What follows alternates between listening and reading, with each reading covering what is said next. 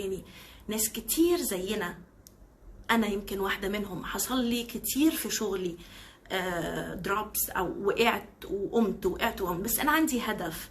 وانا يمكن من اهدافي الاساسيه في الكوتشنج بتاعي ان انا اساعد الناس.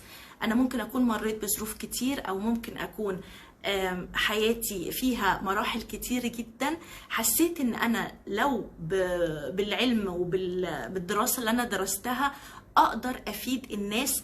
ده احدى اهدافي جدا، ان انا اقدر اساعد الناس، وبتمنى يا رب يا رب يا رب اكون فعلا بقدر اساعدهم. يعني انا فعلا الفيدباكس بتجيلي من عند الناس بتسعدني جدا. يعني اي استشاره او اي محاضره بحضرها والناس يقولوا لي احنا فعلا كان ناقصنا شويه موتيفيت، احنا كان ناقصنا شويه بوزيتيفيتي، احنا كنا محتاجين حد يشجعنا، حد يقول لنا، حد يساعدنا، انا على استعداد تام ان انا اساعد اي حد بمشورة، باستشارة، بتجربة، بأي حاجة، علشان نقدر نقوم ونشجع الناس، علشان نحاول نعدي من مراحل الاكتئاب والإحباط اللي بتيجي لأي حد في أي ظروف، في أي حاجة، سواء علاقات، سواء شغل، سواء مشاريع، سواء مع اولادهم. في ناس بتحس بيأس مع اولادها، يقول لك انا ما بعرفش اربي، انا مش عارفه اربي، انا مش عارفه اشتغل، انا مش عارفه انجح،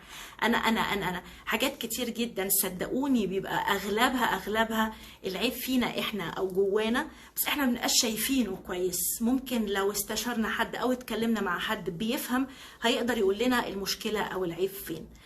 يا رب يا رب يا رب يكون الفيديو او يعني الشويه دول بيفيدوا الناس.